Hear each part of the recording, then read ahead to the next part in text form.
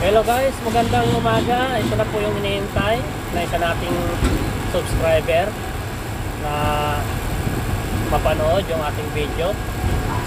Nag-request po siya na gumawa daw ako ng isang video tungkol sa double transaction, pagkuha ng location or track instruction sa computer. Ito nga pala ang request ni Sir Robin de los Santos. Basahin natin guys. Patoro body. Paano yung double transaction? Single transaction lang kasi yung tinuro mo. Salamat. At ito naman yung ating reply, mga idol.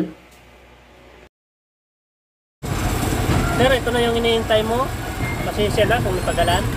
Dahil ngayon lang ibinalik yung system ng MIP. Kasi dati sila yung nagko-control ng kanilang system at sila pa yung nag-a-assist sa amin para mabigyan kami ng location. Ngayon, good news sir, ito yung hinihintay natin na magawa natin ng video. Video ito sir para sa iyo. Thank you sa napakagandang idea at binigyan mo ako ng pagkakataon para magawa ko ng video ng double transaction. Salamat din sa mga yung subscriber ko. Pero bago yan guys, kuha muna tayo ng track instruction. Ngayon, nandito na tayo sa harapan nitong MICP. Antay na lang natin dahil may pila pa.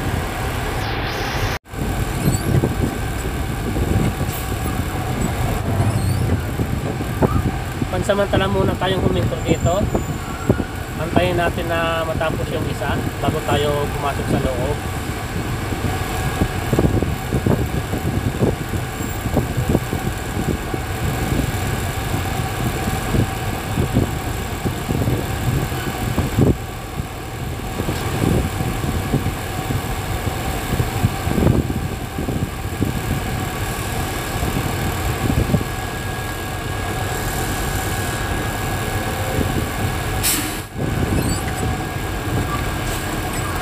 Ngayon guys, tapos na yung isa. Tayo naman.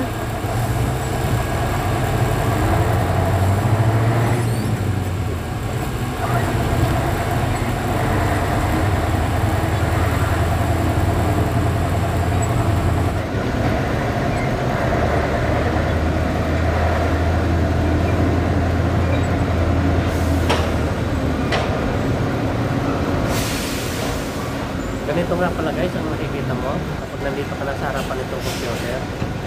Okay, nandito na tayo sa computer. Enter. Scan mo din. Kapag na-scan mo na ang iyong daliri, ganito yung lalabas sa computer dito sa monitor. Makikita mo na agad yung container number na nakapatong sa ating mga chassis.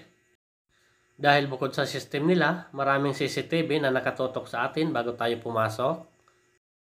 Ang gagawin nyo dito guys, i-check nyo lang yung container number kung tama. At kung tama, dahil double transaction tayo, kailangan yung pindutin ang number 3 at i-okay nyo. Reminders lang mga lodi. Hindi po yan touchscreen. Kailangan natin pindutin yung sa keypad.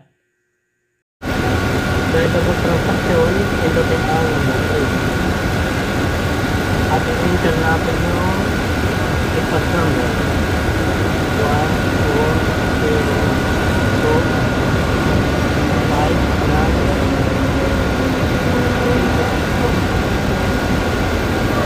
5, 6. Okay. Container number 82,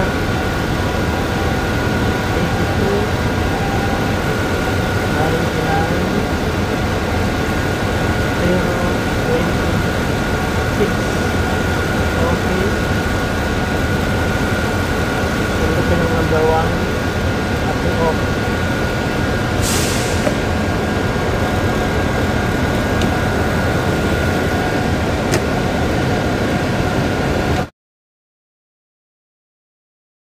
Ganito na nga pala guys ang makikita nyo sa track instruction. Mayroon ditong dalawang container number. Ito at saka ito. Dahil double transaction tayo. So, ganun lang ka-basic guys. Napaka-simple. Sundin nyo lang yung instruction sa monitor. At makukuha nyo rin yan. So, paano mga idol? Hanggang dito na lang muna tayo. Hanggang sa panibagong video ulit. Thank you very much sa inyong walang sawang panonood. Ingat po tayo lahat. Ingat sa biyahe. And God bless sa inyong lahat.